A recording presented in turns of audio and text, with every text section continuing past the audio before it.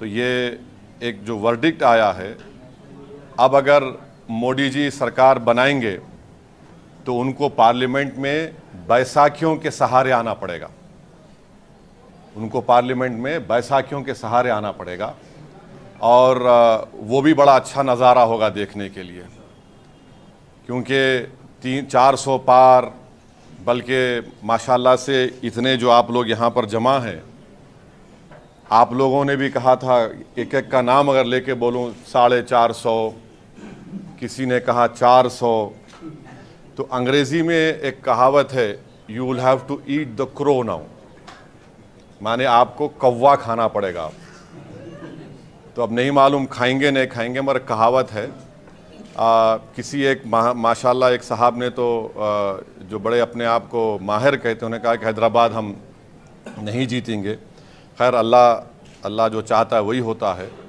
तो तीसरी बात, अहम बात यह है कि अगर ऐसा मौका आता है कि देश के तीसरी मर्तबा प्रधानमंत्री वज़ीर आज़म नरेंद्र मोदी नहीं बनेंगे, अगर उसमें हमारी ज़रूरत पड़ी तो हम यकीनन उसमें साथ देंगे, क्योंकि हमने एक पब्लिकली एक स्टैंड लिया है कि हम बीजेपी को रोकेंगे।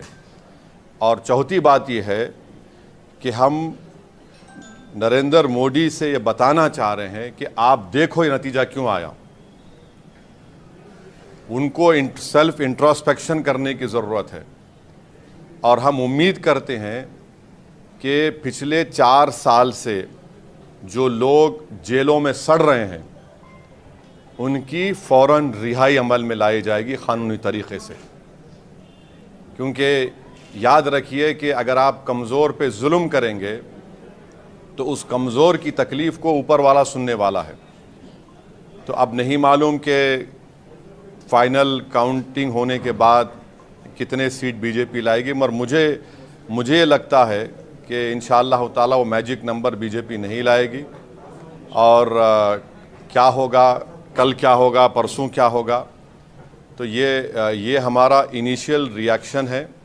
मैं आपके ज़रिए से रेवंत रेड्डी को मुबारकबाद देता हूँ कि उनकी पार्टी 8 लोकसभा सीट पर कामयाबी हासिल की और महबूब नगर में भी हमने भी कोशिश की, कुछ 3000 वोट चिल्लर वोट से उनको कामयाबी नहीं मिली। सिकंदराबाद में मेजॉरिटी कम हुई है और अफसोस की बात यह है कि बहुत से मुकामात पर पार्लियामेंट कॉन्स्टिट्यूंसी में खोल दो प्रमोद है तो बहुत से मुकामात पर हम ये देखे हैं कि टीआरएस के लोग ओपनली बीजेपी को सपोर्ट कर रहे थे। ये भी आवाम के सामने आ गया। ये क्यों किए मेरे को नहीं मालूम, ये एज अ पॉलिटिकल स्ट्रेटजी उनकी बहुत गलत स्ट्रेटजी थी। अब इसका क्या खमियाजा उनको अदा करना पड़ेगा वो जानते हैं, मगर ये बात फैक्ट है